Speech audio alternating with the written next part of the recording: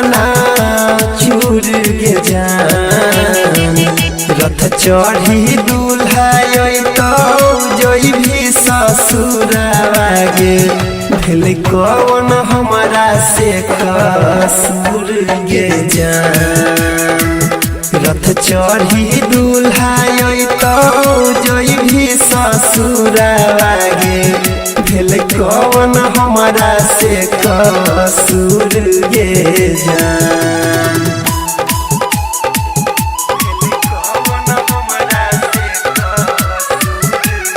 DJ Ranjan बिस्की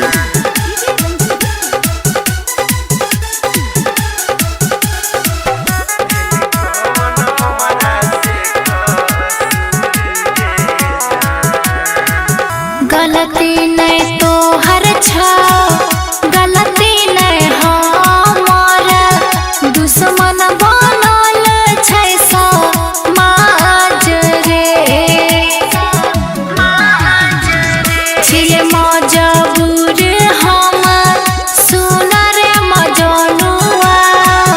राखे पड़ले पापा के पगड़ी के लाज रे चल जइभी छोड़ी के हमके दूर गे जान रथ चढ़ी दूल्हा तो जइभी ससुरावा गे भेल कौन हमारा से कसूर गे जान रथ चढ़ी दूल्हा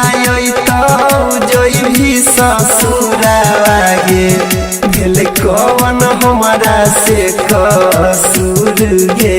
जान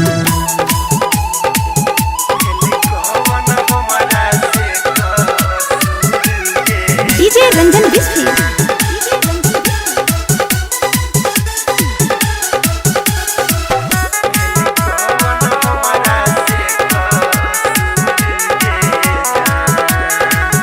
अगला जन्म जब देता विधाता कहिए ने तोरे ने हमर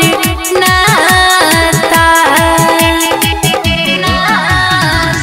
कहल छो ममता सुने रे अनकित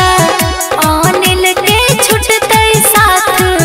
रहै नहीं पाता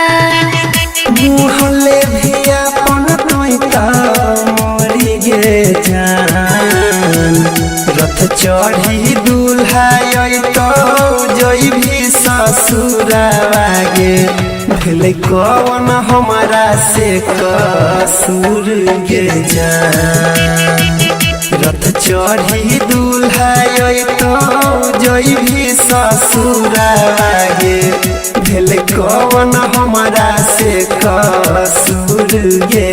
जान।